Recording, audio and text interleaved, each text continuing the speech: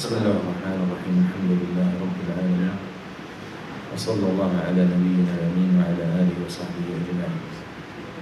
ما بعد. قال البخاري في الأدب المفرد: حدثنا حاتم قال حدثنا الحسن بن جعفر قال حدثنا المنكدر بن محمد بن المنكدر عن أبيه عن جابر قال قال رسول الله صلى الله عليه وسلم: يكون في آخر أمتي مسخ وقذف وخسف ويبدأ بأهل المظالم. He said, صلى الله عليه وسلم, toward the end of time الحديث هذا كما قلنا ضعيف بس يعني ما ثابت فيه وارد فيه أحاديث أخرى لكن but this specific narration is weak but the meaning is valid. He said sallallahu alayhi wa sallam toward the end of time and later in this ummah will be masakh. Well, masakh, as we said, is changes in the picture of people. Allah Azza wa Jal will turn people into something else due to their deviation and disobedience. Just the way he turned other nations before into apes and pigs. وهذا ثابت عندنا في كتاب الله and it's in the book of Allah Azza wa Jal. وقذف القذف الرمي القذف الرمي and that is Allah Azza wa Jal will send some of his soldiers to be thrown on people as a punishment. And remember all that in the Ummah of Muhammad sallallahu when they deviate away from his order sallallahu alayhi wasallam. Just as the way he sent طيرا أبابيل على أبرهة. He sent the soldiers, the birds, with rocks of flame on those who came from Yemen from Abyssinia to destroy from Yemen to destroy الكعبة. وخسف. طبعا إذا قارن هذا القذف بذاك القذف you find people fight the deen of Allah. So you will see that it's not only people getting away from the deen, but not only that, they're fighting the deen. They're fighting the deen. The people who deserved al-qadf before, and who Allah sent such soldier to throw them with whatever Allah wishes, they fought the deen of Allah. They fought the deen of Allah. So imagine this is with people from the deen, people who belong to this ummah, and this is their punishment. Now what you expect of the punishment of those who are not belonging to this ummah and they fight the deen of Allah. وخسف. Al-khasf is the split of the earth and swallowing people. Kama as you see in earthquakes. The khasf, earthquakes, the earth splits and people go inside and fall with it. All these are punishments from Allah Azza wa Jal. وكل هذا, all the types of calamities you see on earth and all kinds of disasters you see on earth, they tell you natural disasters and all these are ordered by Allah Azza wa Jal.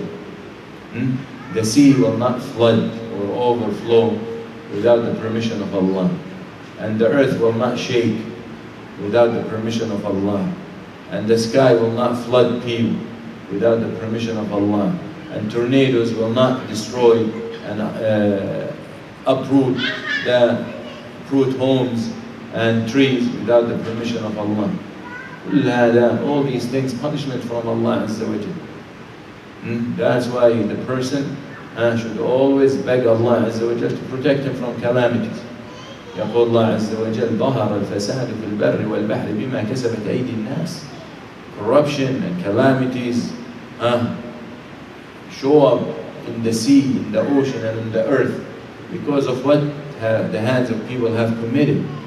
What the hands of people have committed from injustice and oppression. وعباد الله العدل أساس الملك. العدل, Allah Azza wa Jal wants justice to prevail on this earth. That's why He sent the books. That's why He sent the Shara'i and the rulings and the Ahkam, so people can establish justice. Justice is the way Allah wants. Justice is the way Allah wants, not the way people want. Not the way people want. Everyone in this world run after his own interest. That's why he's willing to step on others for his own interest. That is when justice is lost. That's when justice is lost. That's why the salvation is in that. In the hukm of Allah. In al-hukmu illa lillah. وَمَنْ لَمْ يَحْكُمْ بِمَا أَنزَلَ اللَّهُ فَأُولَٰئِكَ هُمُ الْكَافِرُونَ أُولَٰئِكَ هُمُ الظَّالِمُونَ أُولَٰئِكَ هُمُ الْفَاسِقُونَ. Because that's what it leads to. Ruling by other than the word of Allah leads to injustice and oppression and transgression. That's what people don't understand. Look at the problems people have.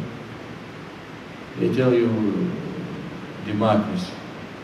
Hey, what is democracy? People rule themselves. What are the laws in any democracy state? Chosen by the people. But the rich wants his own laws that suits him, and the poor has his own laws that suits him.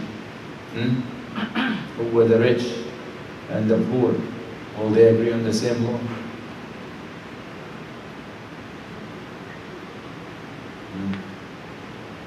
Doesn't work. That's why the one who knows what people need, whether rich or poor, whether young or old, whether man or woman, Allah. Allah. That's why the happiness of humanity is by abiding to the law of Allah. And the only law of Allah that is preserved is His book, is this deen, this religion. This religion. Look at the most civilized countries. They brag about their laws and they brag about their constitutions. What's happening to them? Everyone is happy. Civilized with what? When you have 70 to 80% of the people in debt. والدين غلبة. الدين is stress. Debt is stress. 70 to 80% in debt. Where is happiness? How can he go to sleep? How can he not be worried? He's gonna lose his home or his car or his job, or maybe even the bed he sleeps on. It's in debt. العجب العجاب, and the strange thing is they still believe and they convince the people that Muslims don't like their way because they don't like freedom, their freedom. It's amazing. You see big politicians and big people who are supposed to be intelligent, and they talk to the people and try to convince them that Muslims don't like you because of your freedom. What freedom you're talking about? What freedom you're talking about? Maybe it's because your injustice and oppression of Muslims in their lands. Muslims want, Allah Azza wa Jal wants Muslims to want good for everyone. Now we want everyone to see the light, and we have it. We have the light, we have the truth. If you're Muslim and don't believe you have the truth, you have a problem with your faith. We have the truth. We have the truth. So then if you're Muslim, you believe in Moses and in Jesus and in Muhammad. Isn't that enough? Yahudi, he wants to believe in Moses, and disbelieve in Jesus and disbelieve in Muhammad. The Christian believes in Moses and Jesus, Musa or Isa, and disbelieves in Muhammad sallallahu alaihi wasallam. And the Muslim comes, his deen, believe in Musa, Isa, and Muhammad. هذا دين الإسلام. دين الإسلام. If this deen was made up by Muhammad sallallahu alaihi wasallam, and if this religion was made by someone in Arabia, in the desert, why in the world he would give credit to Moses or Jesus? They're direct competition. Why he gonna praise them? I'm coming and people mostly either Jews or Christians. Why are you going to give credit to their prophets or whoever they believe in? No, I completely discredit them and I track people. Tell them I'm the only true. But yet you come and you see the deen of Allah. And you see Muhammad says, we are more worthy of Musa. We are more worthy of Jesus than them. We follow what he came to teach. Look in their books. Simple things. Pork, liquor, intoxication, all forbidden in their books. Yet they drink and they eat without any reservation. The Muslims are following the laws of Musa. We are really following the laws of Isa. And we follow the law of Muhammad. They all came from the same God. And the Jews, they have a holiday where they get intoxicated. They drink as much as they could. That's a holiday. That's a religious holiday. Where it says, where God would tell people, lose their mind and get drunk. Where? This is God who would ask people to do that. Allah honored us with the brains, with the mind, with the intellect. He gonna tell us lose it by getting drunk. If you're objective and you look fairly at every religion, you will find this is the deen. This is the deen that wants happiness to everyone. It's happiness to everyone. And the only time that happened when this deen was applied and when this deen had the upper hand. Look in history. Look in history. Capitalism is not making people happy. Communism did not make people happy. Let alone dictatorship and tyranny.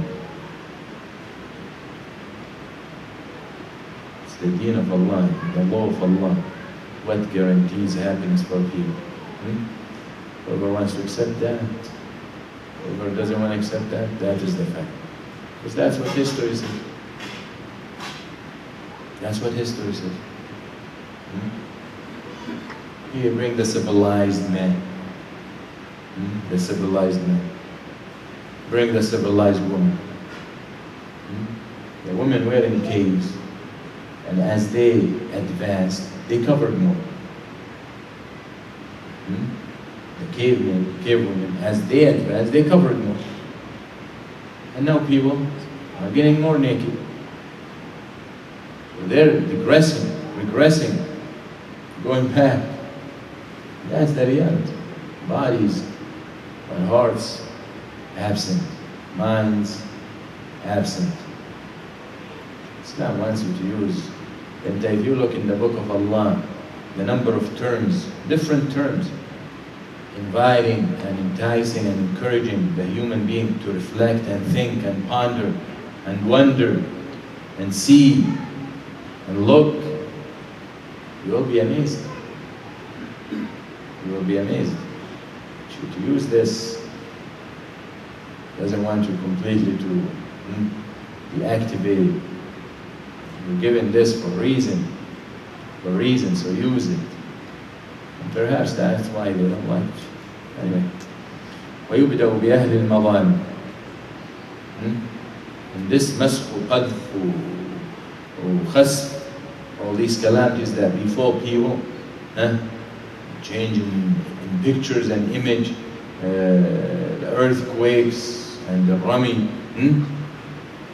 Allah, when He commands these things to happen, He commands them to happen first for the people of injustice, for the oppressors, for those who allow themselves, for whatever reason, to oppress other people, to oppress the weak. Those are the first ones who deserve this. This is enough for you as a Muslim. Remember, this is in the Ummah of Muhammad. In our Ummah. So remember, stay away from any form of injustice. any way of injustice, even if it's against an animal, against an animal. Nabi sallallahu alayhi wa sallam mentions a prophet who was laying down, historical prophet, was laying down, and he got stung, bitten by an ant. نمل. إيش النملة في العالم؟ What is مكانها من الإعراب? What is an ant in this universe? He got bitten by an ant. So he got up and he found where he was sleeping, kingdom of ants, and a group of ants living there. So he went and he burned the whole thing. So Allah revealed to them, wasn't an ant enough? And one ant bit you. Justice said, you kill one ant. Why you burn the whole community? So justice with animals. Deen and religion like that, oppress people. If this is how to deal with ants,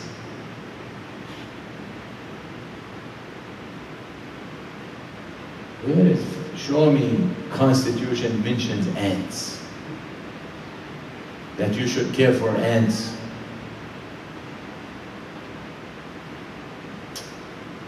The Prophet of Islam, came to lead the world, came to change the world, and he did. And he sits with his companions to talk to them about an ant.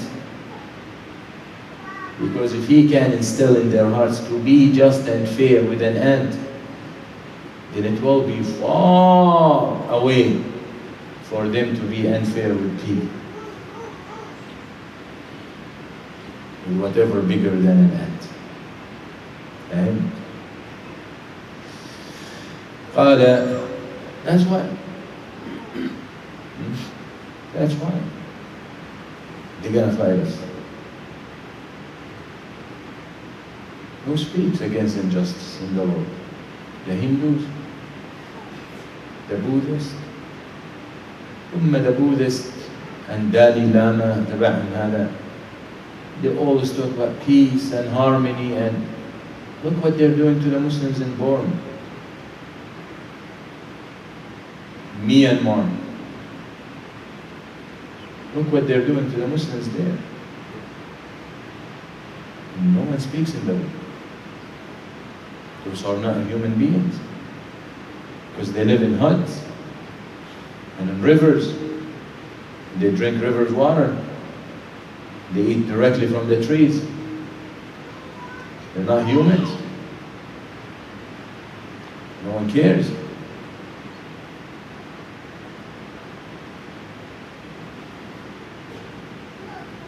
Those are the ones who tell you peace and harmony. And the monks, they're monks. The one who sits with his meditation for whatever days, their monks are the ones who are leading this movement, killing the Muslims. China. You know what they do in China? This month. China with this great country. That the economy of the world could collapse if China decides to make a decision, a rash decision. In the Uyghur, with the Uyghurs, they're forcing people to eat, so they're not fasting. That's in China. In China, there is a whole state Muslims, China occupied. They are forcing, we are in the 21st century, and in China, the police forcing students and men and women to eat, so they do not fast. Have you seen in the history of Islam where Muslims came to minority? These are not minority, these are millions of Muslims and occupied. Have you seen anywhere in the history of Islam where minorities lived with Muslims? Muslims stopped them from practicing their rituals? No. Never. On the contrary. Look what the Jews are doing, the Zionists doing to the Muslims in Palestine. And to the Christians. So this government here, supporting all the way and convincing people, and look at the media, how oppressed Israel is, with small rockets, that in America they're not strong enough to be firework on 4th of July, And they make it like they're rockets and weapons of mass destruction. They're homemade. How many casualties? How many people they kill? But regardless, at least they put fear in the hearts of the enemy. But the point is, and I'm not trying to put down the effort. God bless them. But what I want to show you, how much compared, or what they do compared to the media, the way it shows. Like the other day, ABC, those are journalists. They should be impartial. The first law they teach you in journalism, to be impartial. The ABC, I don't know what's her name, reporter on the news or whatever show, she shows how oppressed and how unfair the Israelis being treated, and the destruction that the people from Gaza causing Israel. And it shows buildings collapsing, and women crying. The strange thing, these buildings in Gaza and these women are Palestinians. These pictures we're showing, they're from Gaza. And they're showing them as they're from so-called Israel. And then the channel came out to apologize. But that's it. Apologize for what? You already put the picture in the heads of people. Now you want to apologize? How many people are going to hear the apology? Strange world. Despicable. Where the weak is oppressed and blamed for the misbehavior of the rich and the strong. But such conditions don't last according to Allah. Such conditions don't last. Oppression doesn't last. Might seem strong at certain time, but it's like a big balloon. You know the balloon, make a huge, but in reality its size is what? With a small pinhead, it's gone. That's how injustice and disbelief is. Looks big. You got the media and got everyone to speak about it. They make you big.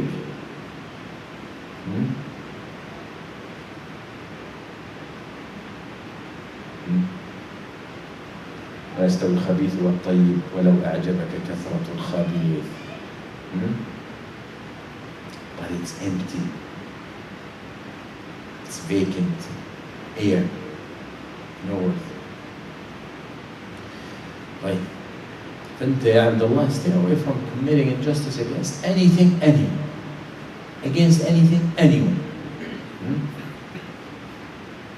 A tree, a branch, a leaf.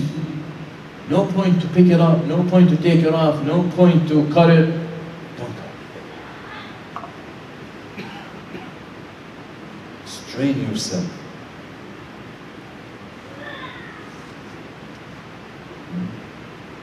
Nabi Sallallahu Alaihi Wasallam says a woman entered the hellfire because of a cat. Allah Azza wa Jalla created cats, and He Subhanahu wa Ta'ala will provide for them. Int as a human, leave them alone. You want to take a cat at home, you want to domesticate a cat, well, you take care of her. You're not willing to take care of her, leave her. Leave her. Allah will provide for her. So the Prophet ﷺ says, a woman took a cat and put her in a cage. She did not give her food, and she did not let her free to find her own food. So because of that, Allah put her in hellfire. Yes. So what do you think about those who send all these drones to kill innocent people? Eh? And most probably when they die, they're going to say, oh, they're in a better place. Really? What's about all these people they killed? They're going to be in the same place? Is that just? Is that fair? That's in your world, twisted world, is fair, but not in Allah's. Well. قال حدثنا أحمد بن يونس قال حدثنا عبد العزيز بن ماجشون قال أخبرني عبد الله بن دينار عن ابن عمر عن النبي صلى الله عليه وسلم قال الظلم ظلمات يوم القيامة. Injustice is darknesses on the day of judgment. On the day of judgment, you want any light to guide you. You want any hope to help you. But everything around you dark. You can't see. You don't know which direction to take. You might be walking toward the hellfire. You're going to walk over it. Imagine, ala sirat. You have to walk over a bridge as thin as a hair, as sharp as a sword. And you have no light. How are you going to make it? هذا الظلم. يعني hellfire guaranteed for you. So be aware. قال حدثنا مسدد وإسحاق قال حدثنا معاذ قال حدثني أبي عن قتادة عن أبي المتوكل الناجي عن أبي سعيد عن رسول الله صلى الله عليه وسلم قال إذا خلص المؤمنون من النار حبسوا بقنطرة بين الجنة والنار فيتقاصون مظالم بينهم في الدنيا حتى إذا نقوا وهذبوا أذن لهم بدخول الجنة فوالذي نفس محمد بيده لأحدهم بمنزله أدل منه في الدنيا. يا سلام. He said صلى الله عليه وسلم إذا خلص المؤمنون من النار. يعني when the believers escape the hellfire, and that is when they pass over this bridge الصراط. لأن الصراط منصوب جسر منصوب على جهنم. الصراط, this bridge is over the hellfire. So when the believer manage to get out, to pass it, they come to a place called Al-Qantar. Because now they escaped the hellfire. But they're still not yet in paradise. They come to a place called Al-Qantar. Qantara is like a little bridge. حبسوا بقنطرة بين الجنة والنار. Okay? So they will be in this qantara, which is a bridge on the side of As-Sirat toward the Jannah. So qantara between hell and heaven. But they're stuck there. They cannot move forward to enter the Jannah. فيتقاصون مظالم بينهم في الدنيا. But why they stand there? So whoever owes whoever must pay him. مش الجنة تدخل. So you don't want to enter the Jannah and you're walking and enjoying heavens, and one day a guy comes knocking on your door, collection. That doesn't happen in Jannah. There's no stress. عجبتكم؟ No. When you enter Jannah, clear. Because these things what create ill feel to each other. الإنسان يداين الإنسان بطيب نفس، فإذا تأخر عليه حمل عليه. صح ولا لا؟ بل إنه لما يسأل يحمل عليه. يقول لك أنا بتعب وأنا وهذا جاي بس يأخذ مصاريف. صح ولا لا؟ طبيعي.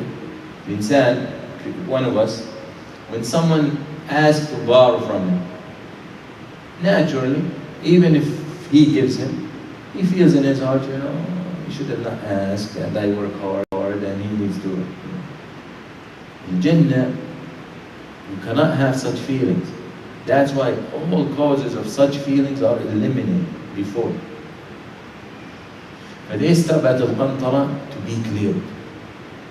However, the issues are between people and people. If it was between the person and Allah, Allah will forgive him. That's actually why he got to that stage. Because Allah forgave him everything between him and Allah.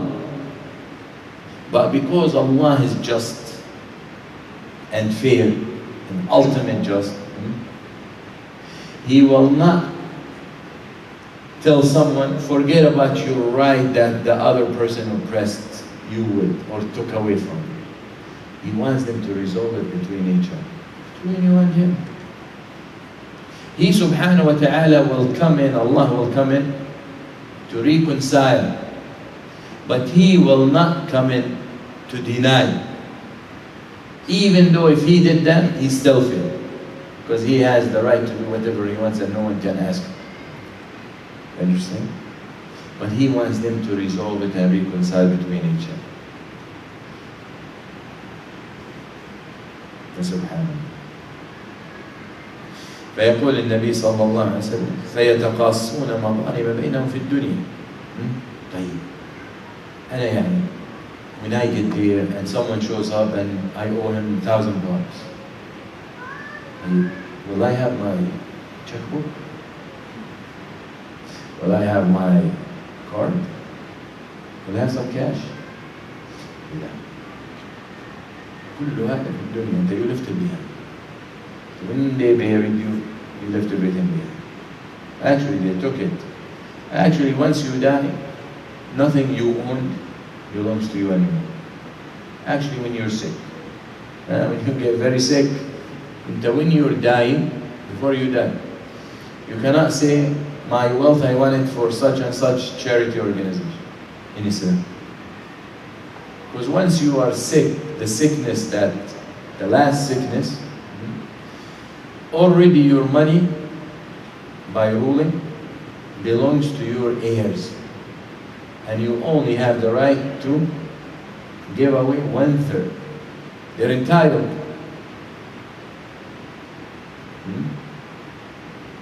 In your life, when you're healthy, you can give away everything you have. But when you're dying, that's it.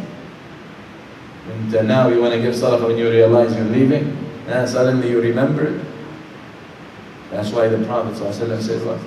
The best sadaqah, the best charity, when you give it, وَأَنْتَ صَحِيحٌ شَحِيحٌ. When you give it when you're healthy, and you're so worried about the future. I'm still healthy and got many years ahead of me.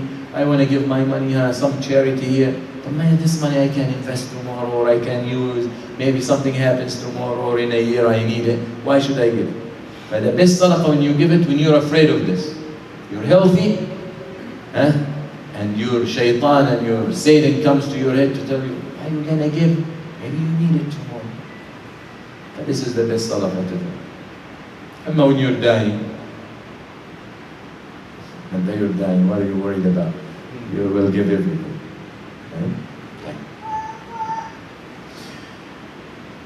فإذا the thing that will exchange on that time, حسنات وسيئات, good deeds and bad deeds. That's the only thing available.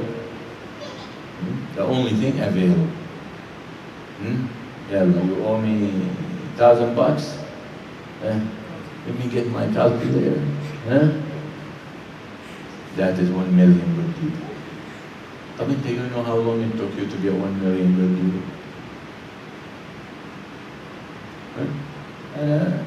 He owes me $1,000. He paid me. I would have invested. I would have created an empire. And his $1,000, doesn't even pay his electrical bill. I want billion hasan. Tell you what you're going to say. لكن من عفو الله, من رحمة الله, we talk about mercy.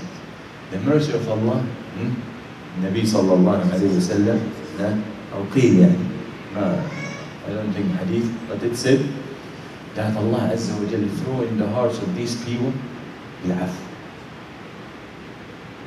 Allah throws in their hearts the love to forgive. So he looks at his brother, he said, you know what? He looks back, we made it out of the hellfire safely.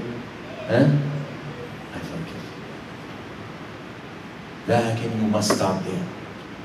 وقيل Allah Azza wa Jal pays off. Look, how are we going to pay off? What difference? How are they going to put into the Jannah? What difference? The status. Into to enter the Jannah with 10 trillion hasanah, it's different. Where are you going to be when you enter the Jannah with 20 trillion hasanah? Okay? فأنت 10 trillion or 10 trillion, after negotiation, he leaves with 15 and you're left with 5. Your status in the Jannah is different.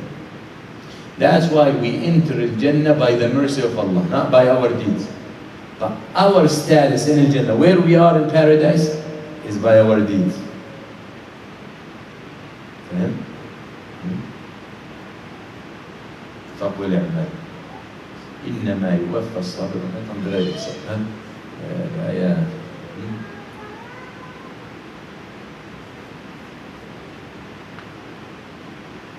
And what you come with, that determines where you are in paradise, because paradise is levels. Levels. هذه القنطرة could drop your status, or could raise your status based on whether you were oppressor or you were oppressed.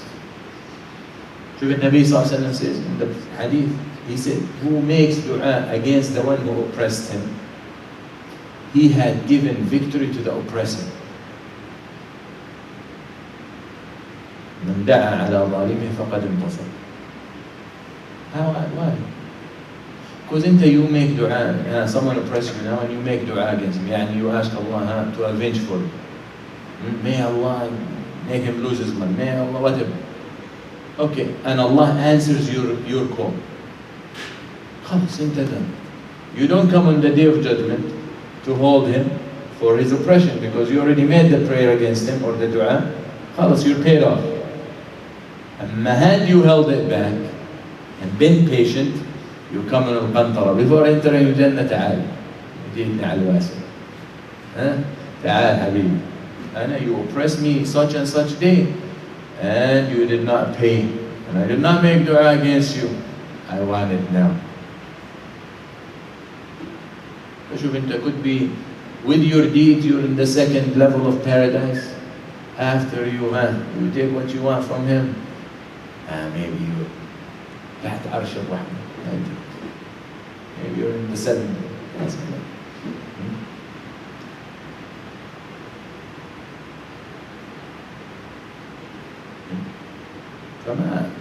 Do not rush to avenge. Do not rush to avenge. This person who oppressed you, most probably oppressed 100 other people. And one of them will make dua. Many of them made dua against him. To make another dua. Maybe someone made, may Allah paralyze him. And then you make dua, may him get paralyzed. That was not paralyzed by you, but you already made your dua. You cash it on the day of judgment.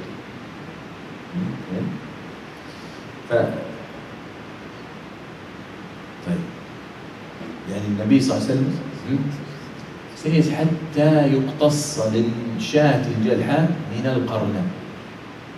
On the day of judgment, so much justice that Allah Azza wa Jal will hold accountable and will the goat or the sheep that did not have horns and was knocked down by a sheep that had some horns, Allah Azza wa Jal will get them together for this, to avenge from this. And some say Allah will grow horns for this, to knock this one down, the way it did for in this dirt. And then Allah turn everything. These animals become dirt. But the justice must take place. The level. Then he said, حتى إذا نقوا وهذبوا,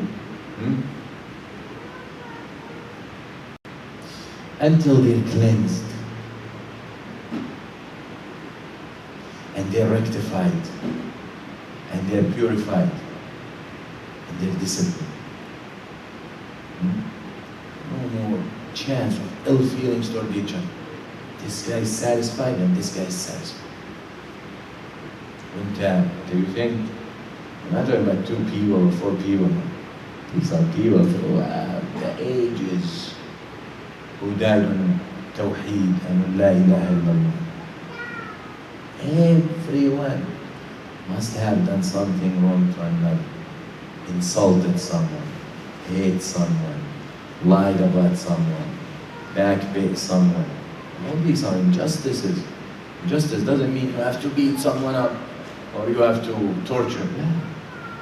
You talk bad and you lie about someone. This is injustice you have to pay for in the day of judgment. If you do not get him to forgive you in this dunya. حتى إذا نقوا وهذبوا أذن لهم بدخول الجنة.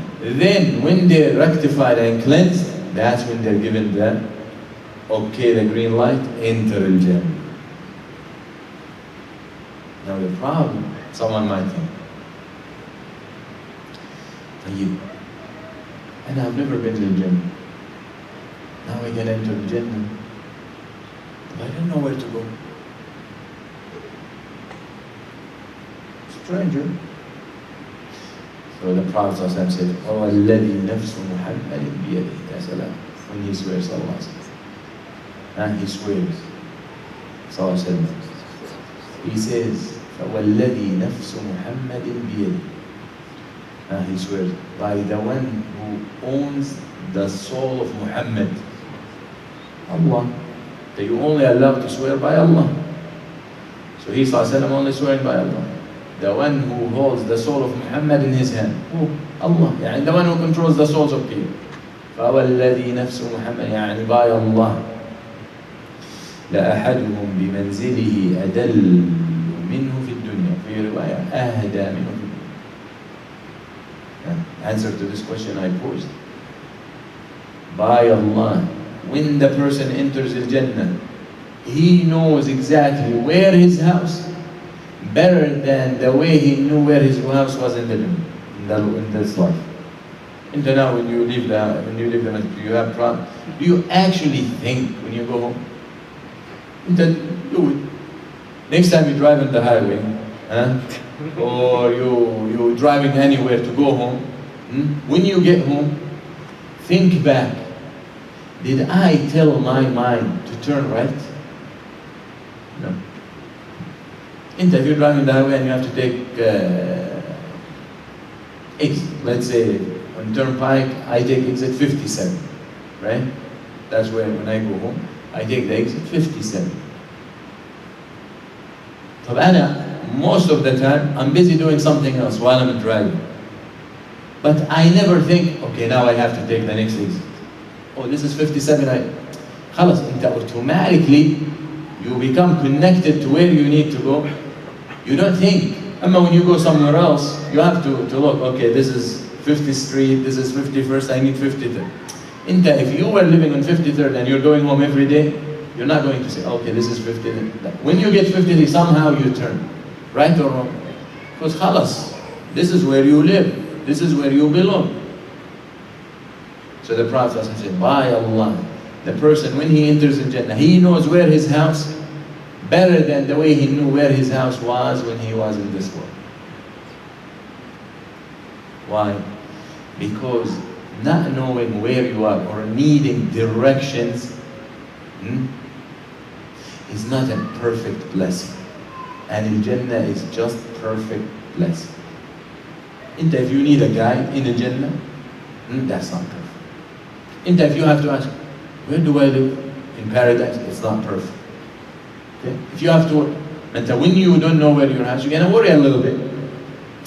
In Jannah, there's no worries. Perfect blessings. You're not worried about making a living. You're not worried about cooking. You're not worried about finding food. Until you think about it, it comes. Imagine. That's the Jannah. The Jannah, you're not worried about, the other day the AC wasn't working, so we were sweating. Then now you're worried in the salah, I'm gonna move and disturb the guy next to me, and maybe I don't have a tissue, and again I'm worried about. In Jannah there's no sweat. Why? Because you have to worry about wiping it. Then it's not perfect blessing. Because you have to worry.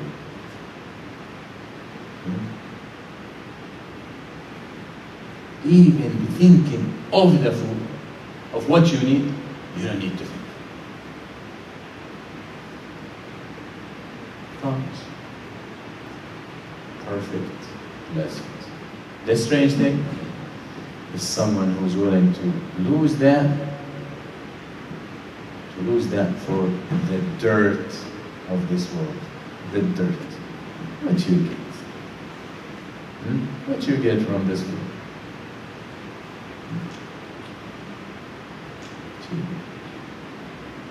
The beautiful turns ugly. The young turns old. The beautiful smell turns smelly. Beautiful food becomes leftover. You into the food. You into the most expensive food, the cheapest food. He who pays $1,000 for a meal, and he who pays $2 for a meal. What's the difference? The amount of time this food is spent in the mouth. Once it goes down the throat, everything is equal. The same example I always give. Someone saying to eat cucumber, and someone saying to eat caviar. This guy pays God knows how much, I don't even know. And this guy pays 20 cents. 3-5 seconds, and swallow it. End of the story. Once passes your mouth, caviar and cucumber become acid in your stomach. Have you heard someone say, "Yeah, this caviar tastes so good in my stomach"? They're not tasting why it's in your stomach now. And even when you're sick or you have cold, you don't taste your food. That's why you don't eat. That's why people, when they have cold, they don't eat. Because they don't taste the food. How do you do it? This is dunya just like that. Just like that. Is it worth to sacrifice having paradise for this whole dunya? Allah Azza wa Jal described the kafir. He described the disbeliever on the day of judgment. He wishes if he has mil'ul ardi dhahaban, if he has it, laftada bih. The disbeliever who disbelieve because of the dunya. Well, why someone reject the truth? Because it goes against his interest. Why are you going to become Muslim and stop drinking? Why are you going to become Muslim and stop partying? Why are you going to become Muslim and stop sleeping around? Why are you going to become Muslim and have to fast and have to pray? Because he wants to have fun. So on the day of judgment, he wish if he has this world full of gold, as Allah says. For what? On the day of judgment, he wish if he has the world full of gold, so he can pay it to be freed from the hellfire. And if he had, it will not be accepted.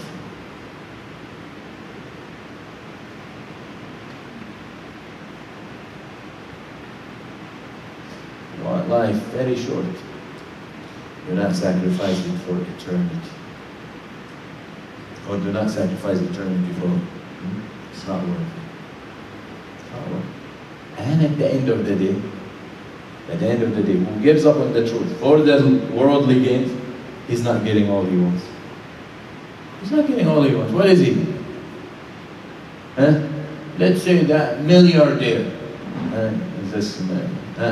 billionaire. building. طيب. How much can he eat? Let's say he got a villa and he got a mansion in every city in the world. And each mansion got 100 rooms. And each room got 100 beds. In how many beds he can sleep every night? So what's the difference between him and the poor? Now this guy's sleeping and this guy's sleeping. But actually the poor might be more comfortable and relaxed. He's not worried the way he is. But he got all types of suits and all nice clothes and Versace's and Klein, أخته أمه and شو اسمه Klein Calvin Klein شو كمان Kmart. He got all brands in the world. Of how many he can wear at home.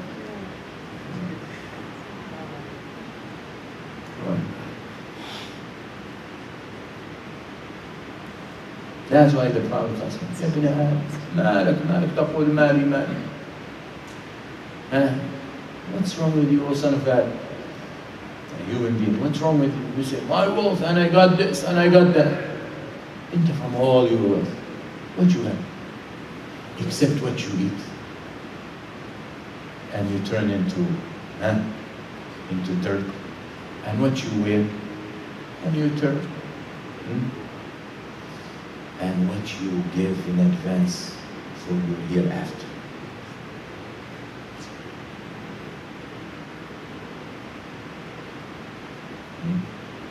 Have you talk about food and rich people? Have you seen some cooking shows? Like very expensive restaurants, and he shows you cooking.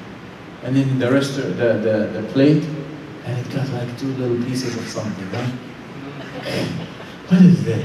Dessert? No, this is the meal. ايش يعملوا؟ تعالوا على مسجد السنة النبوية واجحف. Bring your اسمه هذا الجارود اسمه. Bring your big, huge spoon and eat. Maybe like little 2 pieces. وأخينا he put something red on top of it. We like 90 degrees. This is crazy. This is great. And they tell you, this is the art of cooking. What kind of art? This is Masjid. And this is marking the blessing of Allah Azza wa Jalla.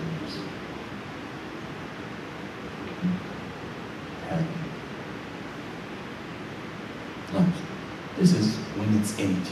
When you're empty, that's what you. When you're empty, you look for, there's a big gap in your soul. You have to look for anything to fill it. It's gonna look so stupid and so absurd, the stuff you're willing to do.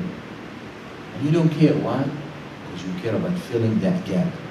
And you're not in the right direction. Well, these famous people, they think they can fill the gap by forgetting the gap. So they're in drugs and liquor and women and this and parties day and night until they collapse. And the gap never exists. Be happy that Allah made you Muslim. Alhamdulillah. أقول قولي هذا واستغفر الله لي ولكم وصلى الله على سيدنا محمد والحمد لله رب العالمين. Inshallah, the brother Ahmed will get married. Sorry, brother, I held you. You're the wedding.